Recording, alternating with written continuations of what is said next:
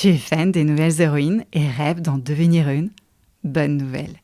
Le livre Nouvelles héroïnes vient de sortir en librairie. Retrouve 20 histoires vraies de femmes d'aujourd'hui comme Angèle, Louane, Wendy Renard, Clarisse Abegdegnou ou encore Mélanie de Jésus dos Santos. Et réalise toi aussi des petits exercices pour trouver ta voie et découvrir tes talents. Rendez-vous en librairie ou sur Amazon. Et pour l'heure, place à une nouvelle histoire. Nouvelles héroïnes. Je m'appelle Virginie. Ce que tu viens d'entendre, c'est ma voix. Et ma voix, je ne l'entends pas. Parce que je suis sourde. Je suis née sourde. Ma voix dérange certains et on me mêle les autres. Pourquoi ? Je ne sais pas. Parce que chaque voix est différente, nous. Ce que Céline va te raconter, c'est l'histoire de ma vie, de mon long chemin semé d'embûches et du rejet des autres, pour devenir celle que je suis aujourd'hui, une femme libre, pleine de rêves. Je m'appelle Virginie Delalande et ma voix a une histoire. Ma voix est une histoire. La voici. Nouvelles héroïnes. Salut toi, nouvelle héroïne. Je suis Céline Steyer, celle qui murmure à tes oreilles des récits d'aventures insolites, d'estime de soi et de destin extraordinaire à travers des histoires vraies de femmes qui ont osé faire de leurs rêves une réalité. Des histoires pour t'aider à grandir en confiance et trouver ton propre chemin. Bienvenue sur Nouvelles héroïnes, le podcast des filles qui osent rêver grand. Elle est une nouvelle héroïne, née au tout début des années 80, dans la banlieue de Lyon. Ce jour-là, Virginie n'a pas encore soufflé sa première bougie d'anniversaire. Il fait beau et elle joue avec des stabilos de toutes les couleurs dans le jardin, pendant que ses parents révisent leurs examens en faculté dentaire. Oh ! Un énorme tracteur vient de faire tomber sa herse sur la route, juste à côté de Virginie. Le bruit est retentissant, assourdissant. Les chiens des voisins aboient à tout rompre. Et les parents de Virginie accourent dans leur jardin, complètement paniqués. « Virginie, Virginie, Virginie !» Virginie est au milieu, toujours souriante, calme, et continue de jouer tranquillement, comme si rien ne s'était passé. Ses parents réalisent que ce n'est pas normal et se regardent la mine inquiète.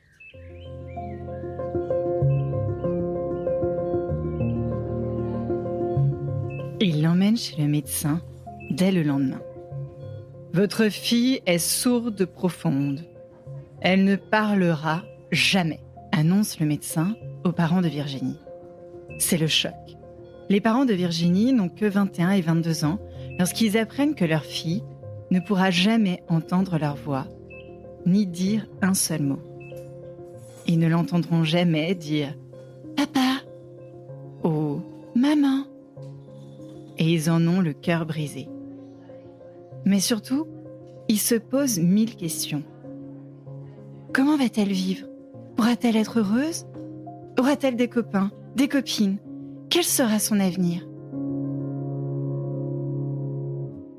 Après le choc de l'annonce, les parents de Virginie prennent la décision de tout faire pour que Virginie apprenne à parler. Même si c'est difficile, même si les médecins leur répètent que c'est impossible. Ils apprennent au même moment que tous les bébés babillent, même quand ils sont sourds. Mais ceux qui n'entendent pas arrêtent petit à petit, n'entendant pas la réponse des parents. Ah, voilà, on va aider notre bébé si mignon à garder son babillage, se disent-ils pleins d'enthousiasme. Et ils lui mettent des appareils auditifs très forts dans les oreilles pour essayer de stimuler ce qu'il était possible de stimuler. 10 mois plus tard, la maman de Virginie découvre dans le journal une méthode venue des États-Unis. Sa fille apprend donc ce qu'on appelle la langue française parlée complétée. C'est une technique qui permet aux enfants sourds de lire plus facilement sur les lèvres et recevoir visuellement l'intégralité du message oral. Ainsi, Virginie commence un long chemin d'apprentissage en orthophonie, entourée de l'amour de ses parents, décidée à tout faire pour qu'elle ait une vie comme tous les autres enfants. Chaque jour, Virginie s'entraîne à lire sur les lèvres, à comprendre ce que les gens disent, rien qu'en regardant leur bouche. C'est dur, mais petit à petit, Virginie commence à parler et réalise déjà ce qui était impossible. Les premières années de Virginie sont joyeuses et insouciantes. Un petit frère arrive ensuite. Il entend à la naissance, mais devient aussi sourd en grandissant.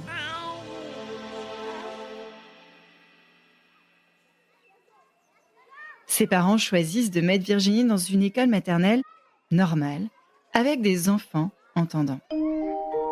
Et pour Virginie, chaque journée est un nouveau défi. Elle ne peut pas toujours entendre et comprend ce que dit la maîtresse ou les autres enfants, mais comme elle est intelligente, elle trouve des astuces pour y parvenir. Chaque année, la rentrée semble être un Everest à atteindre. Sa maman doit convaincre les enseignants et même les parents des autres enfants que Virginie ne ralentit pas la classe, certains craignant qu'elle soit trop différente et ne comprenne rien. Heureusement, Virginie ne se doute de rien. Elle se sent comme les autres enfants. Mais ce que tu ne sais pas, c'est que Virginie possède un super pouvoir, la compensation. Alors que ses amis peuvent entendre, elle doit utiliser d'autres sens pour comprendre ce qui se passe autour d'elle. Comme la détective Enola Holmes, ma chère Watson. Comment fait-elle ? D'abord, elle lit sur les lèvres, comme si c'était un livre. Ce super pouvoir lui permet de suivre les conversations, de comprendre les blagues et même de réussir à l'école. Et puis, même si elle n'entend pas, Virginie compense avec une observation aiguisée, presque magique. Et chaque jour, elle grandit un peu plus et devient plus forte. Elle observe tout avec attention. Les gestes de ses camarades, les mouvements des lèvres de la maîtresse et même les expressions sur les visages. Et puis, il y a sa maman qui vient parfois en classe pour l'aider, surtout pendant les moments d'histoire ou de chansons. Les années passent, tout va bien.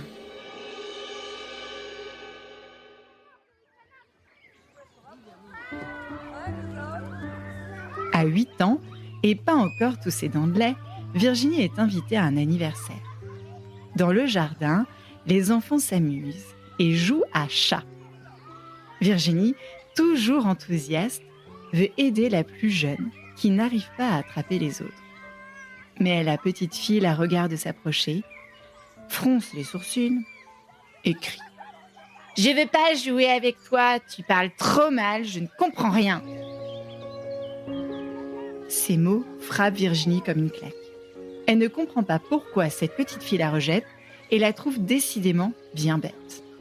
Le grand frère de la petite s'approche pour comprendre ce qu'il se passe et glisse à sa sœur.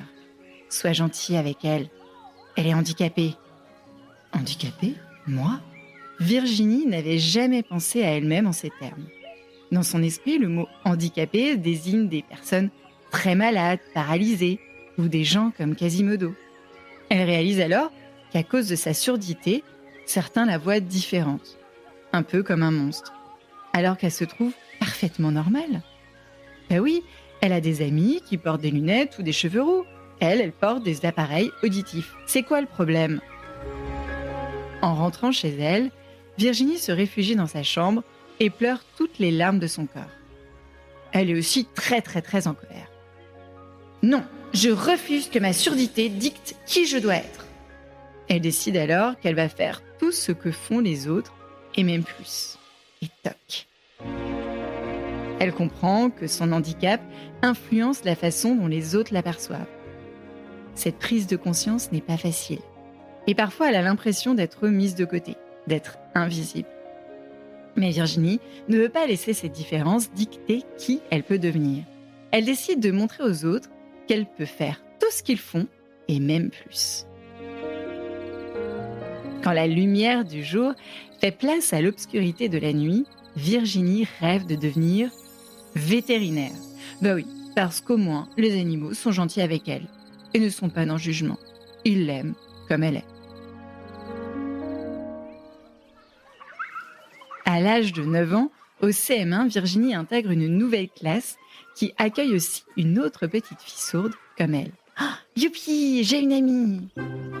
Dans la classe, la maîtresse fait son cours et à côté d'elle est assise une personne qui pratique la langue parlée complétée. Pour la première fois de sa vie, Virginie comprend tout en classe, sans faire aucun effort. Et devine quoi? Elle est première de sa classe. Et elle développe un nouveau super pouvoir plutôt très très rigolo. Elle bavarde beaucoup.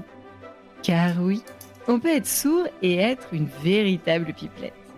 Bien sûr, elle se fait parfois attraper et punir par la maîtresse, qui n'a pas du tout le même sens du mot. L'adolescence est sur le pas de sa porte et Virginie la laisse entrer sans trop savoir ce qui l'attend. Elle ne veut pas que son handicap lui impose des limites. Elle rêve déjà de faire des études ambitieuses et de réaliser quelque chose de grand. Un jour, elle entend parler d'un métier qui la fait déjà rêver, devenir avocate. Être avocate signifie beaucoup d'années d'études et de travail intensif, de longues journées assises à écouter et à apprendre encore et encore. Autour d'elle, les adultes et les autres jeunes ne cachent pas leur étonnement. Certains lui disent même que ce sera trop difficile. Et puis, une avocate sourde, ça n'existe pas, voyons. Mais Virginie, elle, y croit. Elle sait ce qu'elle vaut, même si son chemin sera sûrement plus difficile que celui des autres. Virginie reste ferme sur sa décision. Abandonner? Jamais! Se répète-t-elle comme un mantra qu'elle chuchote pour se donner du courage. Peu importe le nombre d'obstacles sur sa route. Si Virginie choisit le droit, c'est aussi parce qu'elle ressent un fort sentiment d'injustice. Elle voit bien que personne l'écoute, qu'on ne lui demande pas son avis. Elle est invisible pour les autres. Et ça, juste parce que ses oreilles n'entendent pas comme les autres. C'est trop injuste. Alors elle se dit, tout le monde s'en fiche de moi et ça me fait tellement mal. Alors, très bien, moi, je vais défendre les autres. Elle veut se battre pour toutes ces personnes qui, comme elle, ressentent souvent une profonde solitude face aux injustices. Mais quand elle décide de s'inscrire en faculté de droit, sa professeure principale lui conseille de choisir une petite université de province, une structure plus familiale où elle pourrait plus facilement trouver de l'aide. Mais Virginie réfléchit autrement. Entrer dans une petite faculté que personne ne connaît, ça n'a aucun sens.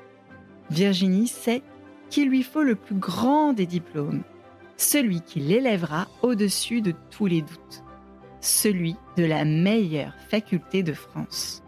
Elle veut prouver à tous la puissance de son intelligence, la finesse de son esprit d'analyse et la précision de sa plume.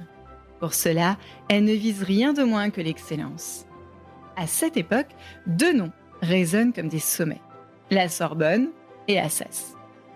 Alors Virginie choisit Assas, prête à affronter le meilleur. Du moins, le pense-t-elle.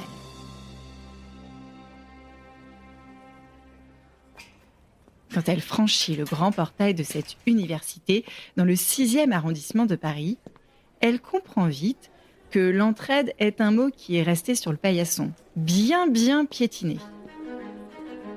Virginie débarque avec la naïveté de celle qui croit en la justice de l'effort et en la bonté des gens. Sa colère et sa détermination la portent toujours. Mais son premier professeur lui rappelle brutalement les règles du jeu dans un amphithéâtre plein à craquer. « Ici, jeunes gens, la règle est simple. Vous êtes là pour travailler, mais surtout pour survivre. » Elle comprend alors qu'elle vient d'entrer dans une arène où chaque page, chaque mot, chaque regard cache un véritable combat. Sur les bancs de l'amphithéâtre, le professeur annonce sans détour. À la fin de l'année, 30% d'entre vous seront partis. Si cela ne vous convient pas, la sortie est là.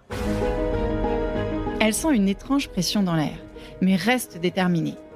Lors de son premier cours, l'amphithéâtre immense de 2000 places rend l'écoute très difficile pour tout le monde, mais surtout pour elle, qui s'appuie sur la lecture labiale pour suivre. Placée au milieu de cette marée humaine, elle tente de se rapprocher des premiers rangs, mais ils sont toujours occupés. Derrière son micro, le professeur tourne le dos ou cache ses lèvres. Il ne fait vraiment aucun effort. Virginie ne comprend pas un mot, mais elle garde espoir et se dit « Je lui parlerai à la fin du cours ». Mais le temps de ranger ses affaires, il est déjà parti. Déterminée, Virginie ne se décourage pas. Au cours suivant, elle anticipe. Prête à bondir, elle quitte sa place 5 minutes avant la fin et rattrape le professeur pour lui expliquer la situation. « Ah, vous êtes maligne, vous voulez avoir mes cours sans effort ?» lui lâche-t-il. Elle rencontre tous ses professeurs, les uns après les autres, mais essuie toujours les mêmes refus. Certains insinuent même qu'elle cherche à tirer profit de leurs notes. Elle entend 1000 justifications. Aucun ne comprend son combat quotidien pour se hisser à la hauteur des autres. Et pourtant, Virginie ne baisse pas les bras. Elle trouve une combine avec ses camarades d'amphi et rédige toutes les fiches pour réviser les cours. Elle les échange contre les cours suivants. Entre-temps, celle qui pensait qu'aucun garçon ne l'aimerait avec ce vilain handicap est tombée amoureuse et son cœur bat la chamade.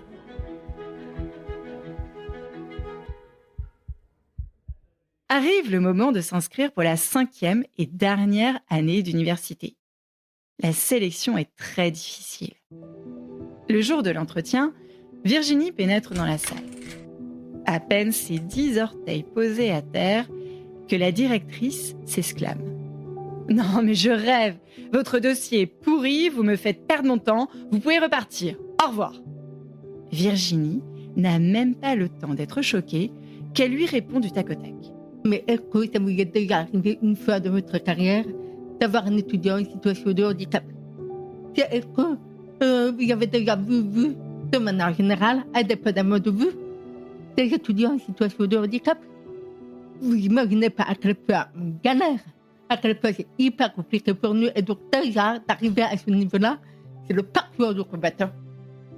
Donc il y a une chose que je vous promets, c'est que si vous me prenez, malgré mon dossier, je ne finirai pas dernière de la promotion.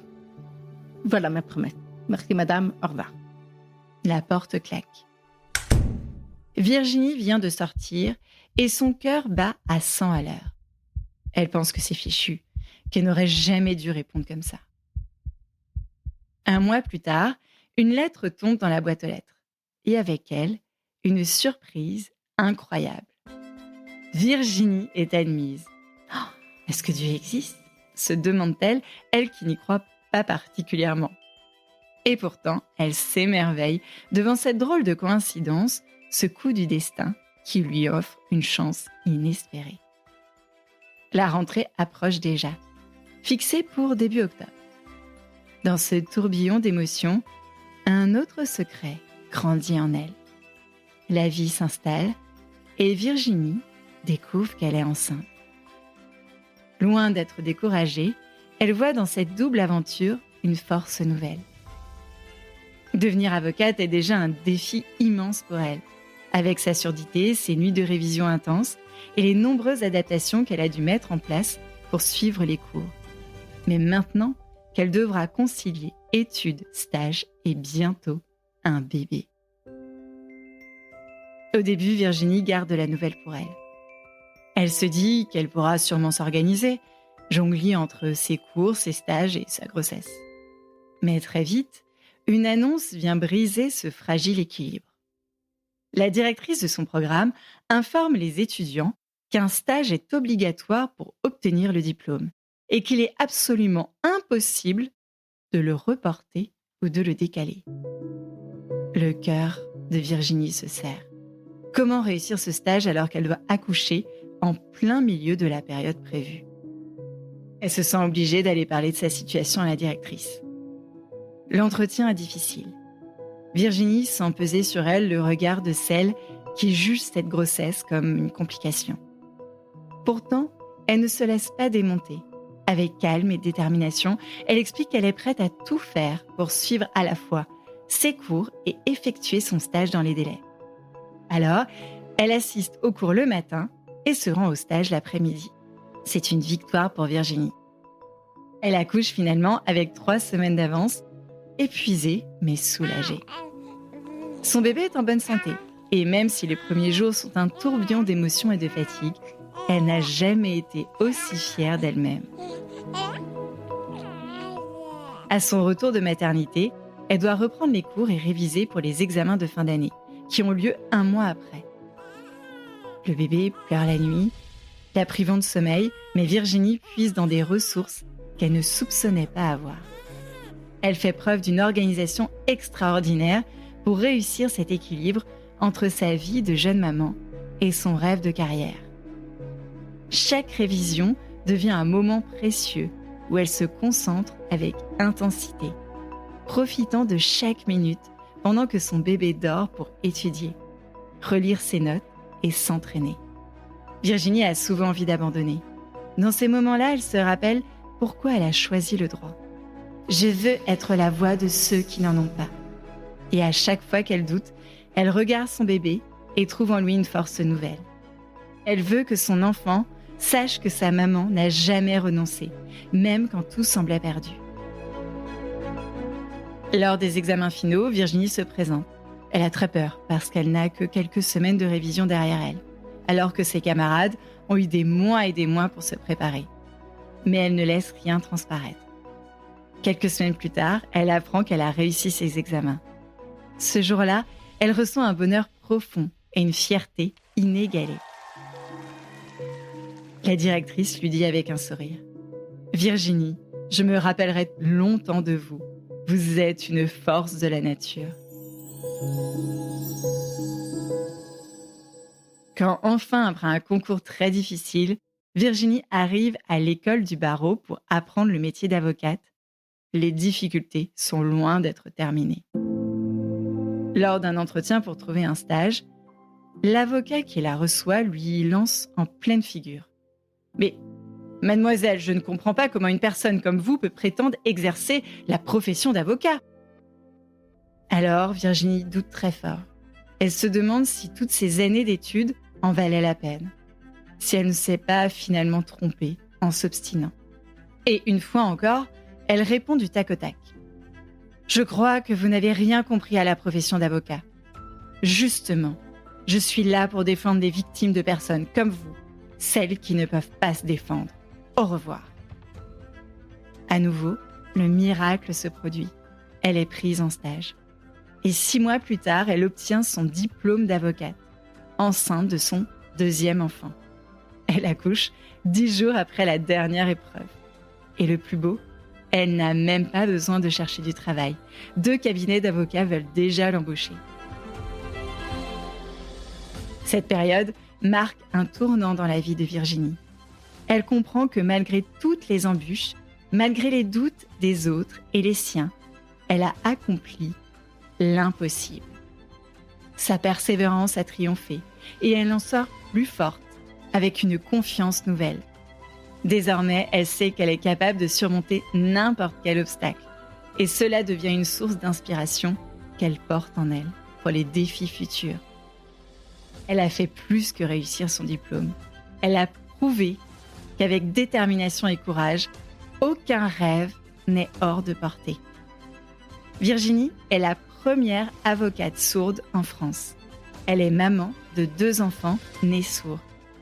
Il y a quelques années, elle a participé à l'émission Le Grand Oral, présentée par Laurent Ruquier. En 2020, elle a été sélectionnée parmi les 40 femmes inspirantes en France, selon le magazine très sérieux Force, et fait même la couverture. Elle a sorti le livre « Abandonnée ? Jamais ». Elle a aussi eu sa propre émission de télévision dans laquelle elle interviewait des personnes. La France lui a donné une médaille pour lui exprimer son admiration, l'Ordre national du mérite. Et aujourd'hui, elle donne des conférences inspirantes partout dans le monde. Nouvelles héroïnes. Alors, Chère nouvelle héroïne, l'histoire de Virginie invite chaque jeune fille à se donner le droit de rêver grand, de ne laisser aucune limite vous arrêter et de toujours imaginer des solutions créatives pour surmonter les obstacles. Son enfance avait été insouciante, son adolescence compliquée, et aujourd'hui, Virginie est épanouie et très heureuse. Et si tu fermes les yeux, je vais te partager son mantra favori. Je ne suis pas ce qu'il m'arrive, je suis ce que je choisis de devenir. Un mantra puissant pour t'aider à croire en toi et à créer une vie qui te ressemble.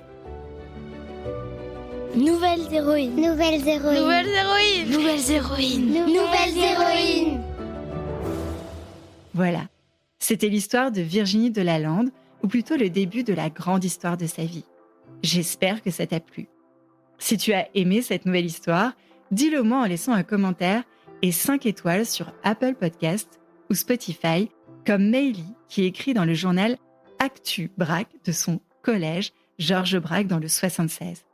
Ou en demandant à tes parents de m'envoyer un message vocal sur le répondeur ou écrit sur Instagram. Et avant de te laisser retourner à tes occupations ou rêver encore plus grand, Nouvelles héroïnes est aussi disponible en livre.